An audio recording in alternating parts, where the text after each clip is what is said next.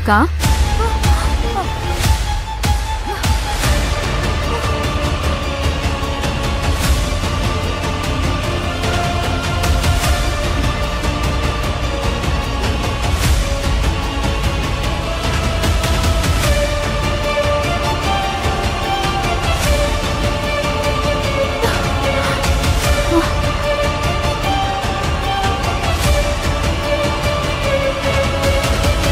అవును, నువ్వు వచ్చిన స్పీడ్ ఏంటి? నువ్వు చేస్తున్న పనేంటి? గుడిలో నువ్వు బావని తోసేసి గొడవపడి కోపంగా పరిగెత్తుకుంటూ వచ్చావు.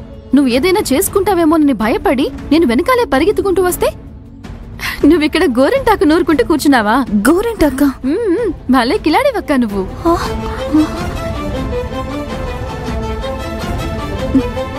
నీకు గోరింటాకంటే ప్రాణం కదా, అందుకే గుళ్ళో నుంచి గోరింటాకు తెచ్చి బాగా నూరి నీకు పెద్ద సర్ప్రైజ్ ఇద్దామని ఇదంతా రెడీ చేసి పెట్టాను. అంతలోనే నువ్వు గోరింటాకు చూసి ఆగలేక గోరింటాకు నూరి పెట్టుకుందామని కూర్చున్నావు కదక్కా. అవును. గుళ్ళో జరిగిందంతా బావ నాకు చెప్పాడు. పాపం కదక్కా మురళీకృష్ణ బావ.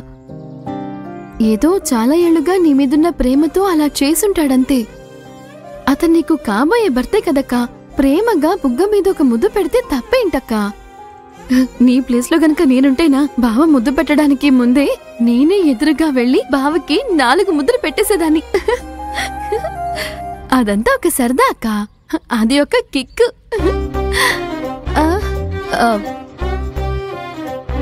సరే సరే వదిలే అక్క, నువ్వు వెళ్ళు. నేను గోరింటాకు నూరి తీసుకొస్తాను. బావ జ్ఞాపకాలతో నీ చెయ్యి ఎంత ఎర్రగా పండుతుందో ఈ రోజు రాత్రి చూద్దామక్కా.